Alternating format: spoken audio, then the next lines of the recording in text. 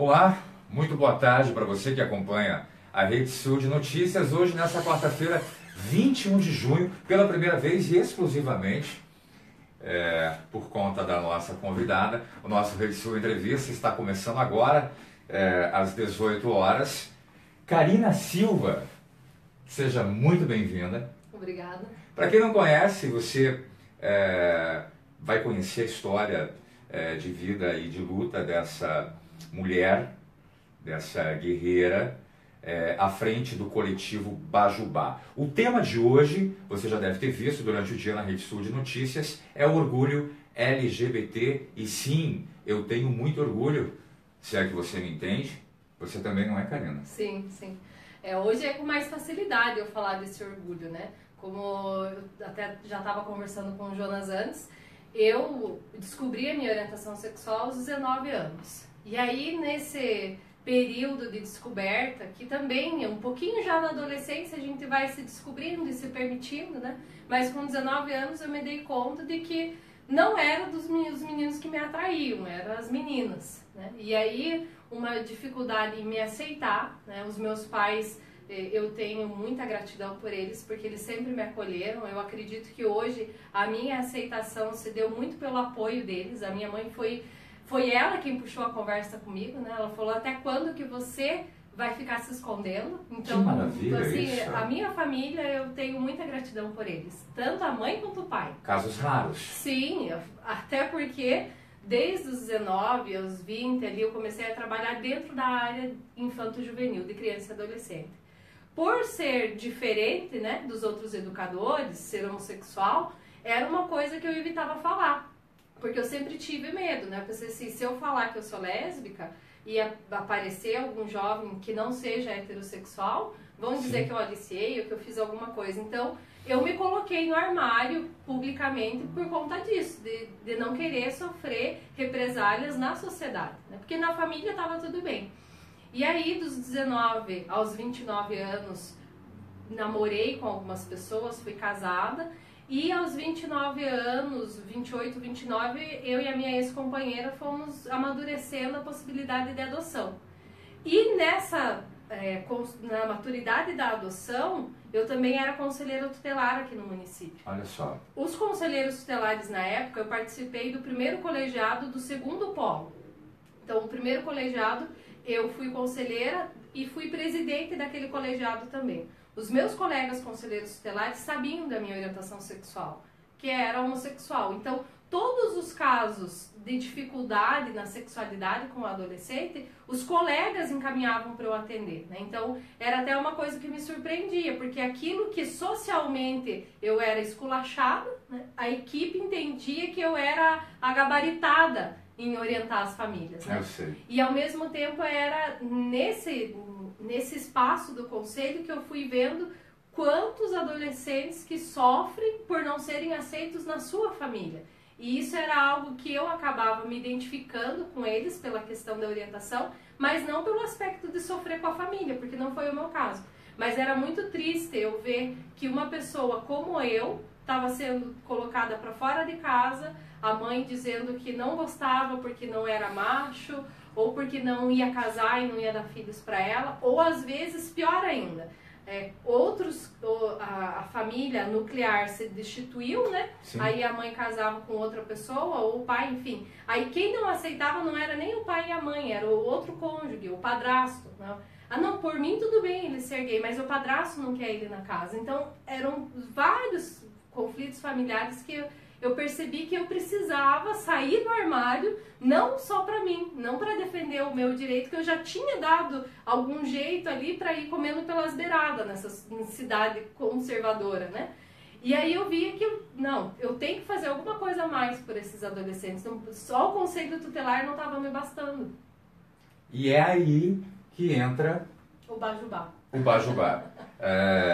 Essa bandeira que vocês estão vendo aqui atrás é a bandeira do coletivo Bajubá, que tem a Karina Silva à frente. E a gente vai explicar para você o que é um coletivo. O coletivo é um termo que surgiu há poucos anos, não só no Brasil, mas no mundo, não é, Karina? E a Karina vai explicar para a gente como é que funciona um coletivo, quais são os objetivos, Enfim, manda bala, Karina. A partir da primeira conferência LGBT que teve aqui em Guarapuava, que já foi uma luta para ela ter nascido. Sim, só para te lembrar, a conferência aconteceu em 2015 isso. na Faculdade Guaracá. Isso. E reuniu quem, Olha, Karina? Reuniu algumas pessoas lésbicas, gays, simpatizantes, transexuais, sim. Travestis. Inclusive quem veio eram 2 pessoas trans, né, que foi a Rafaela e também a Meg Raya, que hoje já é destaque nacionalmente, porque é a primeira trans doutora, né, então a galera começa a ver aí que as pessoas não só estão saindo do armário, mas estão saindo com muita referência de conhecimento, né, e aí elas estavam, né, elas que fizeram um seminário com a gente. E em Guarapuava, o público LGBT, mas muita galera das entidades, né, profissionais liberais que estavam lá participando. Profissionais da saúde, profissionais da educação também, sim, né, para justamente entenderem do serviço social. A questão LGBT em Guarapuava. Sim, né? Sim. Como é? Existe uma comunidade LGBT em Guarapuava? Existe. Ela é numerosa. Ela é numerosa, ela é gigante, ela é fantástica, tem tantas pessoas que estão saindo do armário, não é, Karina? Mesmo diante ainda de tanto preconceito, de discriminação, disso que você já falou, dos desafios da família, da convivência familiar, né? O Bajubá é uma das forças que essa comunidade tem em Guarapuava. Sim.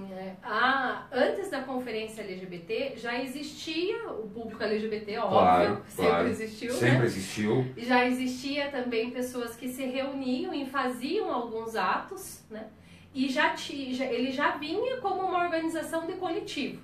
Então, a gente tem respeito e gratidão pelas primeiras pessoas que vieram caminhando, e aí na conferência LGBT isso conseguiu ter uma visibilidade maior.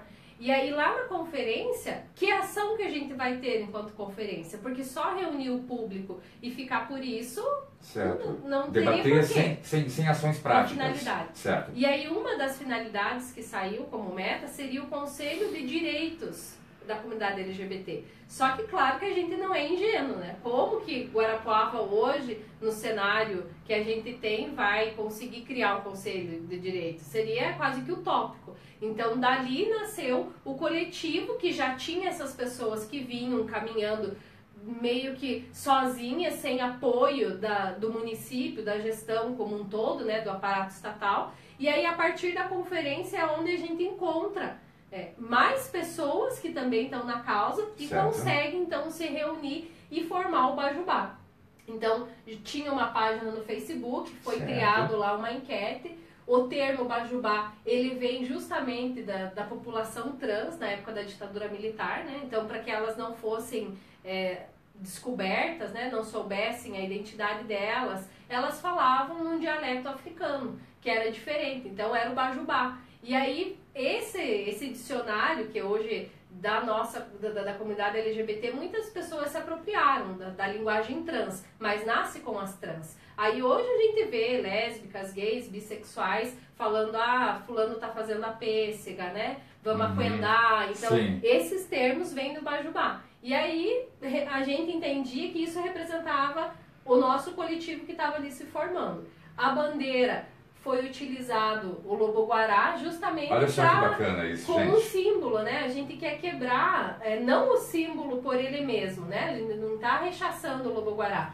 mas vamos pensar sobre esse lobo-guará. Será que ele é tão bravo assim? Será que ele tem que ser macho à custa de violência, sabe? Então a gente brincou aí, ele tá com um rabo aqui de arco-íris, eu acho que dá para pensar muita coisa, todo montado, mas é que para trazer essa nossa simbologia, né? Mas para trazer muito amor, né? Eu vejo assim acima de tudo, amor e respeito. A gente, dentro da comunidade LGBT, o que a gente sempre prioriza é o amor, né? A gente não vai conseguir sanar nenhum direito, garantir nada, se a gente não consegue receber o primeiro apoio lá, que é o familiar, né? Quando eu falava dos adolescentes, então... Vamos voltar a essa questão, porque isso é muito importante, gente.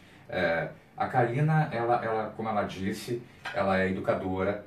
Ela, no tempo que ela era conselheira tutelar, como ela já mesmo fez um resumão ali pouco da história dela. O Conselho Tutelar, por saber, e existe, a gente não pode fugir disso, né? Vamos deixar isso bem claro de uma vez, a situação existe e a gente precisa falar a respeito, é isso que a gente está fazendo aqui hoje. As situações quando as crianças e adolescentes tinham algum problema sexual, de indefinição, ou precisava de ajuda, de um aconselhamento, era para a Karina que esses adolescentes eram encaminhados. Karina, traz um panorama para mim dessa época que você era responsável. Alguns casos a gente tinha incidência de tentativa de suicídio. Muito? Sim.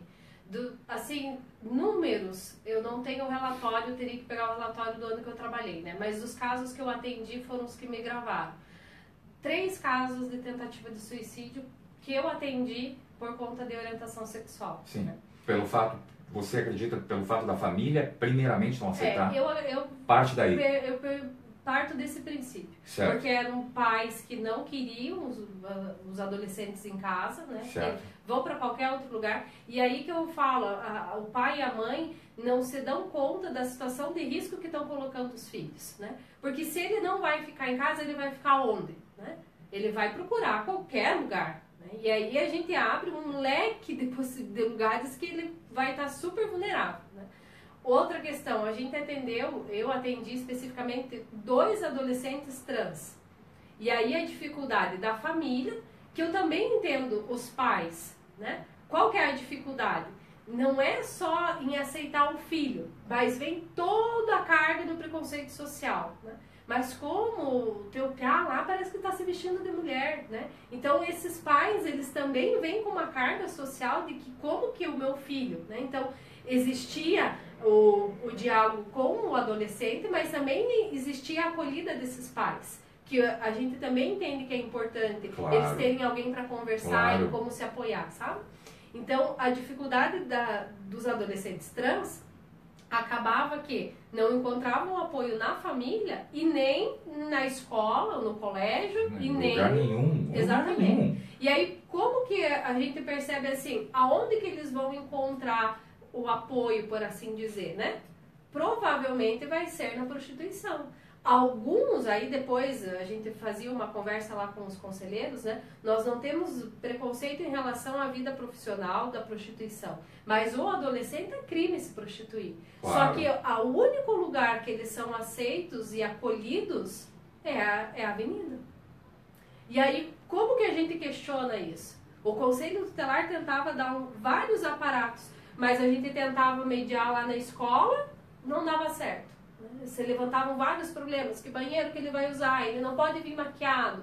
Regras que a sociedade tenta vomitar o tempo inteiro, que a gente já sabe que não tem, ninguém mais acredita em várias coisas, né? Mas a escola está tentando reproduzir, né?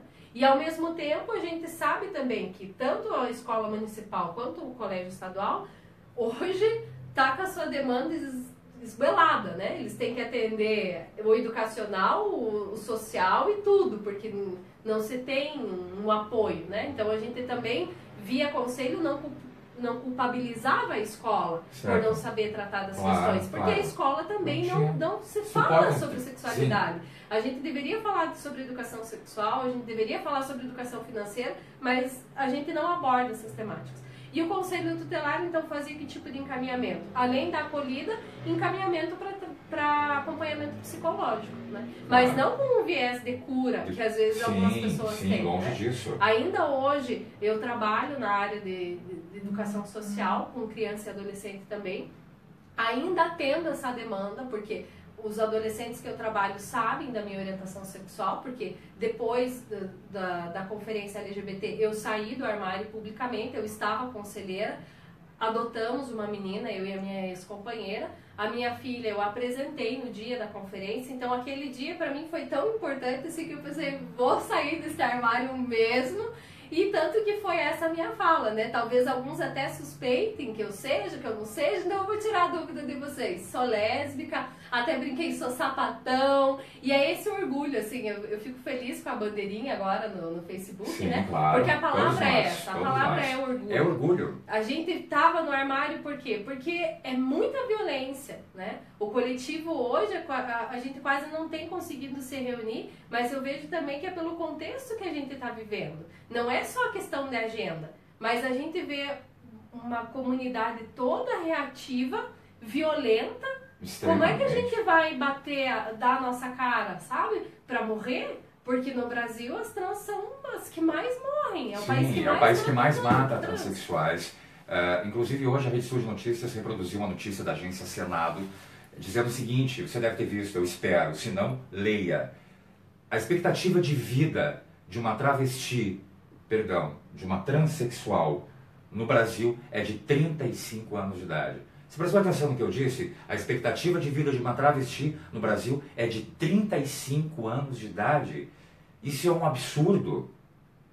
É inconcebível, sei lá, para uma pessoa que tem o mínimo de educação e de cultura e de conhecimento, não aceitar a sexualidade de uma outra pessoa, o gênero da outra pessoa, a ideologia da outra pessoa, tudo por conta que você se incomoda de ver dois homens se beijando, ou duas mulheres se beijando, ou um travesti, ou uma transexual. Gente, vamos acordar. Eu penso que a gente tem outras coisas para se preocupar. Né? Exatamente. Se o fato de ver, se alguém se incomoda com o fato de ver a outra pessoa feliz, peraí, tem algum problema com você, não com ela, não com a outra pessoa, né? Isso eu acho que deve ser muito bem frisado também. Sim. Eu até penso assim, eu brinco um pouquinho, né? Se te incomoda, eu acho que tá na hora de rever esse seu lado hétero, né? Porque também. A sociedade, se a gente for fazer uma leitura da questão de gênero, a gente sabe que o gênero ele é construído pelos nossos aspectos. Aí, de repente, a gente vive numa sociedade que prega a heteronormatividade, uma sociedade totalmente conservadora, machista, sexista, né? Então, pera aí, quem sabe se você tá na dúvida aí, vamos experimentar, né? Às vezes alguma coisa que você tá recuando demais é porque você não quer se acessar. Deixa o outro ser feliz e pronto. Isso é muito aberração, fecha o olho, não vê, né? Mas abre o olho para outra via, né? Eu vejo muitas pessoas ainda sofrendo. Eu ainda tendo essa faixa etária da adolescência. E ainda hoje eu atendi uma adolescente chorando. Por quê? Porque ela não consegue falar para os pais não conseguem aceitar ela. E ela me dizia claramente, né? Agora ontem eu acabei tendo uma prática de mutilação. E isso, será que a gente não consegue abrir o olho para essa violência que ela é meio que ocultada, né? O pai e a mãe, ou a sociedade, não, porque não é normal, porque não... É normal a gente querer exigir do outro um comportamento que a gente quer que ele tenha? Que normalidade que é essa que a gente está clamando, sabe? Aí eu atendendo a adolescente em prantos, né, chorando, e quando eu me deparo com essa tristeza do outro, eu não só penso no que eu posso ajudar, mas será que é difícil a gente ter compaixão? Olhar, hoje eu vejo a minha filha quando ela tem momentos tristes, e isso também me deixa muito triste. Esse pai e essa mãe que tanto insiste do filho ser macho, da menina gostar de menino, ou de não ser bissexual, ou de querer que coloque roupas de determinado gênero, não se consegue perceber o mal que está fazendo pro outro, porque ela chorava e ela dizia exatamente isso. Eu tô tentando ser diferente. Só que essa tentativa dela ser diferente é como se a gente pegasse um peixe e quisesse que ele voasse. Ele não vai voar. Ele vai morrer, porque se ele foi tirado lá da água e foi colocado em outro espaço, ele vai acabar falecendo. E essa é a minha preocupação. Quantos outros têm que morrer de tentativa de suicídio ou de violência cometida para que a gente desperte pro amor? E não é um amor que eu tô falando assim, a gente tem que se amar e fazer uma suruba. Não é isso. Mas é de olhar o outro com a mesma humanidade que a gente tem de olhar qualquer outra pessoa, sabe? Sim, são pessoas que têm tantos direitos quanto os outros. Todos têm direito, está na Constituição. Se eu tenho direito à educação, à saúde, à escola, outros também têm. Se eu tenho pai, eu tenho mãe, o outro também tem. Ou também tem filhos, né? A raiz do crime é o ódio, quando você não aceita a diferença, né? E não aceitar a diferença pode levar né, a tal ponto de que você cometa um crime. Sim. E ainda que todos os aspectos eu vejo que é dolorido, né? Quando você mata alguém, né? Um assassinato. Mas quando eu vejo a vulnerabilidade dos adolescentes, sabe? Com eles chorando e eles, né? Porque o final da conversa foi esse. Eu entro no banheiro e choro e eu fico pensando que eu não quero mais estar presente. E você vai dizer o que para esse ser, né? Não, você tem que estar presente, vamos batalhar juntos, vamos fazer as coisas juntos. Mas eu não sei qual é a tamanha rejeição que ela está sofrendo, o tamanho grau de não aceitação, né? Então, até vir no espaço e falar, para que também a gente faça um apelo. Para quem é LGBT e está encontrando dificuldade, o coletivo é uma forma de organização social para a luta dos nossos direitos sociais, né? Mas hoje, especificamente por esse movimento de ódio quase que explícito que a gente vive, diariamente, a gente tem feito assim um trabalho até de acolhida e a gente tem resistido no direito de existir, certo, sem muitos danos, assim, tá, sabe? Karina, infelizmente nosso tempo é curto, eu gostaria muito de estender essa conversa, eu ficaria aqui, sabe Deus quanto tempo, conversando e falando sobre os vários assuntos relacionados ao tema, né, que a gente tinha para conversar. Os direitos, os desafios, toda a luta, tudo que está sendo feito, a conquista do nome social, por exemplo, pelas travestis e transexuais, que é muito importante. O caso das uniões estáveis, homoafetivas, a adoção, né? Tá aqui, mãe lésbica, uma educadora sensacional, à frente de um coletivo importante e que poderia ainda ser mais valorizado por quem, Karina? Eu acredito que pela própria organização, eu não digo gestão especificamente, porque daí parece que a gente está atribuindo claro, algo específico, né? Não é mas é o Estado, o Sim. aparato estatal, Sim. né?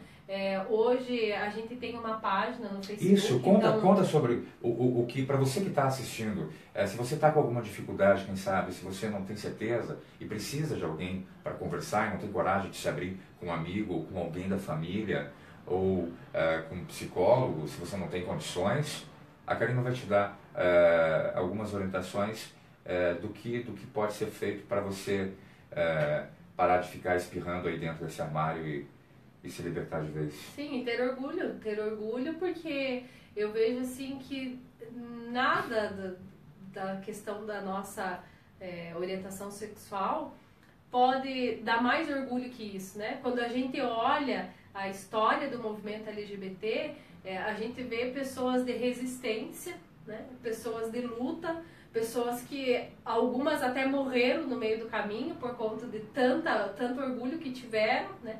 E eu vejo assim que algo que o coletivo traz, a comunidade LGBT traz, é isso. É essa questão de você não pensar só no seu direito, né? Então eu sou lésbica, eu vou defender só o direito da lésbica. Sim. Não, eu olho o meu amigo gay, eu olho o bissexual, eu olho o trans, assim como eu olho o negro, assim como eu olho as mulheres, assim como eu olho os indígenas, que nós estamos todos na minoria no sentido de direito, né? Então a gente é rechaçado e a gente consegue ter um olhar de acolhida de todos esses marginalizados, que às vezes a gente não tem essa mesma acolhida dos demais, né? Sim. Às vezes outras minorias nos olham, não, mas com os gays não vamos se juntar, com as lésbicas também não, então a gente acaba que sofre um pouquinho mais. Mas a comunidade LGBT, eu vejo que um dos orgulhos que a gente carrega é esse, a questão da compaixão, do ser solidário, porque a gente pode apanhar, mas a gente apanha junto, né? Verdade, então a gente não deixa o outro ficar sofrendo violência sozinho ou morrer sozinho, não abandonamos na praia, né? E o coletivo vem para isso. Tem uma página no Facebook, Bajubá, vai ter a imagem lá da nossa bandeira, pode curtir, a gente coloca lá, alimenta ele com alguns assuntos, né? Sim. Sábado agora nós vamos fazer uma reunião, porém nós não damos tanta publicidade ainda nas nossas reuniões, justamente por conta de poder sofrer alguma represália ou ato de violência, né? Hoje nós temos até alguns adolescentes que participam do coletivo, e aí acaba que se torna um espaço de acolhida, né? Então, às vezes é onde eles têm para contar que conheceram um menino ou que conheceram uma menina, e é um espaço que poderia ser aberto na família, né? Que poderia ser aberto no grupo de amigos do colégio, enfim. E aí, dentro das vezes que a gente se reúne, a gente tenta estudar, né? Porque o próprio público LGBT tem preconceito entre eles, né? Às vezes a gente não entende, mas o que é o transexual, né?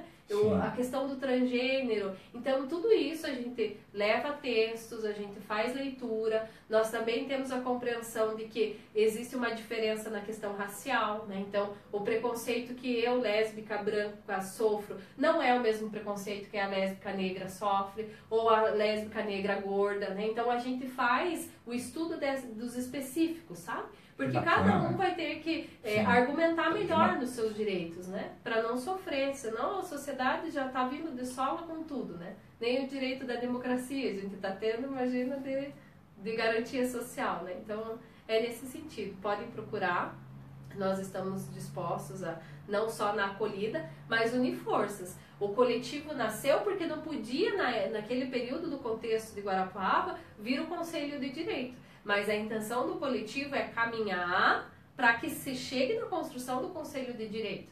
Para que daqui a pouco a gente comece a olhar os dados de violência e não olhar só como foi um assalto, né? De determinada pessoa sofreu uma agressão, o que é mais, é o tipo mais comum de violência, vamos dizer assim. Sim, porque hoje o que acontece? Se tem aqui em Guarapuava alguma violência na questão homofóbica, a quem recorre? Algumas estão procurando a Secretaria da Mulher, se for mulher, né? Ou também as trans, a gente tem orientado para procurar a Secretaria das Mulheres. O SAI é um super acolhedor. Referência. O SAI é referência. Então, onde a demanda é ouvida, pelo menos, né? E as equipes, né? Eu sempre falo dos CRAS, que são do Serviço Social, Centro de Referência Social. Também. Principalmente a questão da criança e adolescente, também podem procurar lá, né? E até mesmo os pais, né? Como eu tenho o pé do conselho, sou mãe, atendo ainda os adolescentes, os pais que não entendem ou que não aceitam os seus filhos, procurem conversar com as pessoas, né? O primeiro contato que eu tive de leitura da questão homossexual foi um grupo de apoio de pais de São Paulo. E é interessantíssimo, porque era uma professora da USP, que ela não aceitava o filho dela.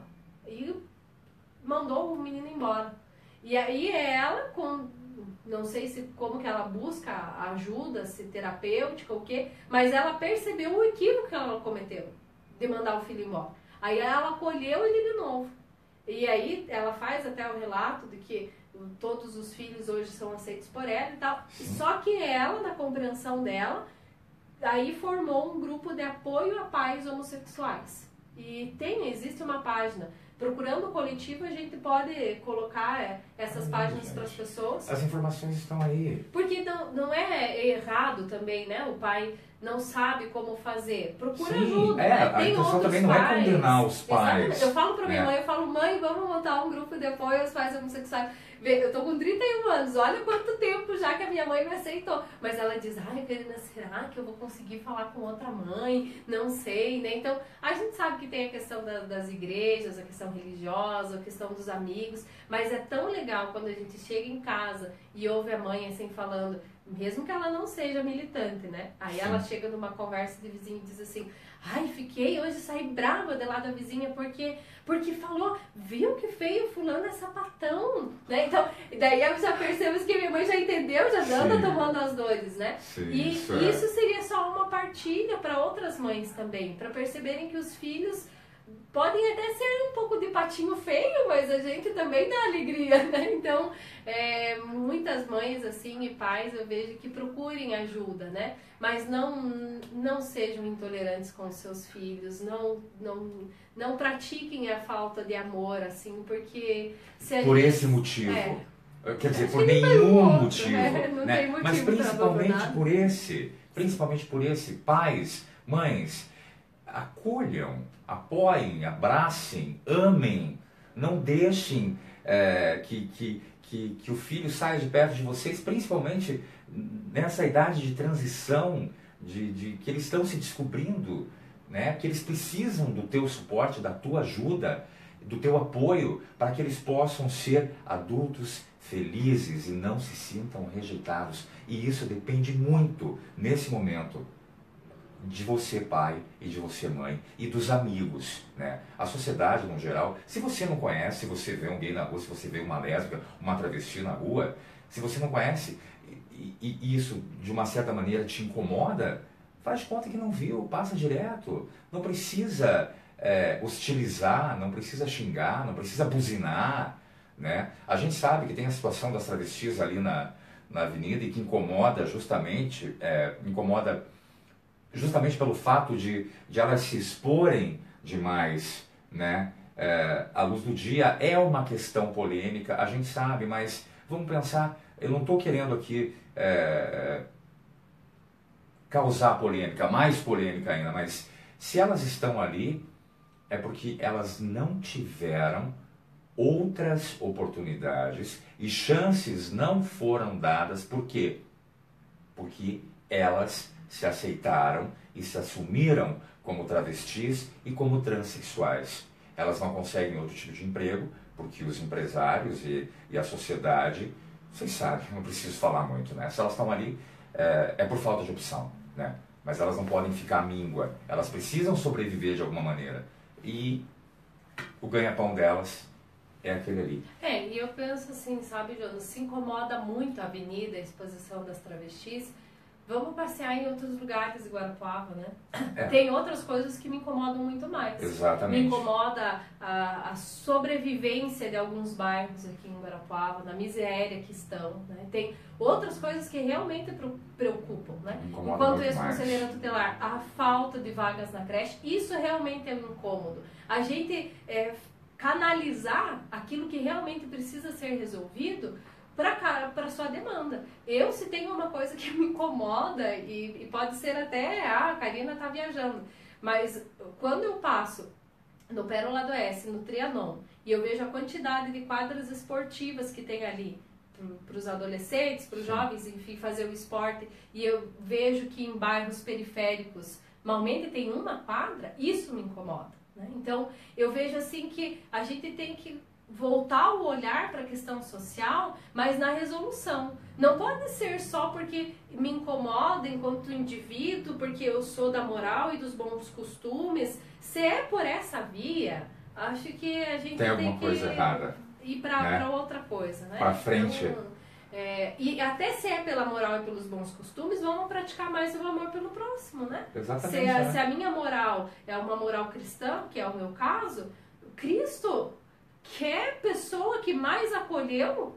Exatamente. Então, se a gente quer, esse é a nossa referência de vida, vamos acolher, né? Se a Bíblia que a gente segue, a justiça de lá não é de condenação, é de misericórdia, né? Verdade. Então, que a gente comece fazendo a prática com os nossos familiares, com as pessoas que estão próximas. Sim, exatamente, dentro de casa. E sem hipocrisia. Sim, e com muito orgulho. Com muito orgulho. Orgulho tem que ser não só a palavra de junho, a palavra de julho, de todos os outros períodos. Saiu do armário, é tão bonito a gente descobrir o orgulho. Acho que é tão bonito quanto a gente descobriu o amor, né? O amor já é bonito por ele mesmo. Mas o orgulho é sensacional. Verdade, você tem razão. Como eu disse, Karina, muito obrigado pela sua participação aqui no Rede Sul Entrevista. O mês de junho continua, né? O dia do Orgulho Gay é comemorado no próximo dia 28, por conta do Stonewall, São Francisco, Estados Unidos, né? Você vai ver mais algumas ações ainda na Rede Sul falando do assunto. E a gente fica por aqui, mais uma vez agradecendo a super presença da Karina, para trazer um pouco mais de respeito e amor para a sua vida, para a minha, enfim, para de todo mundo da nossa sociedade aqui em Guarapuava. Um grande abraço e a gente se vê na próxima sexta-feira com mais um Rede Sul Entrevista. Até lá!